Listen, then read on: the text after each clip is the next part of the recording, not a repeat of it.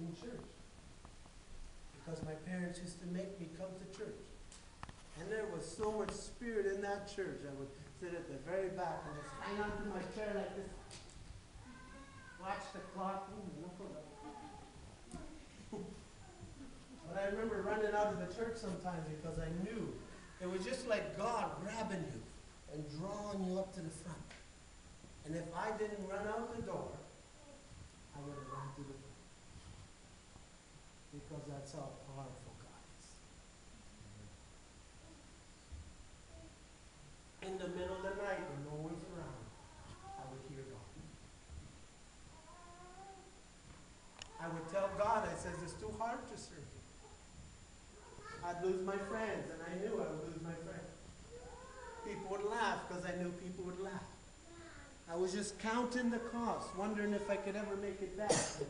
And I would look at it, and I knew what it was going to entail. And I would just, but God was so real. When I'd get into a service, I was 16 years old, sitting in the museum in Moose Factory on the fence. The preacher, there was about 300-400 people there. I felt like he was just talking to me. You ever feel like that? You get into a service, they do an altar call, and you feel like, even though you're in a full place, you feel like you're there all alone and God is only talking to you. Or you think, how did that preacher know? Right? God is. Amen?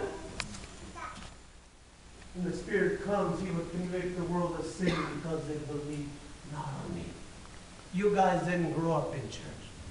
A lot of you didn't grow up in a system that believed in a God that heals, that saves, that delivers. But now you're here because the Spirit of God got a hold of you and showed you who Jesus was. And you know the exciting part of this journey is?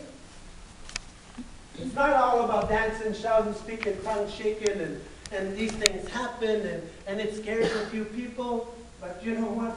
Once you get to know who Jesus is, and He reveals Himself day by day.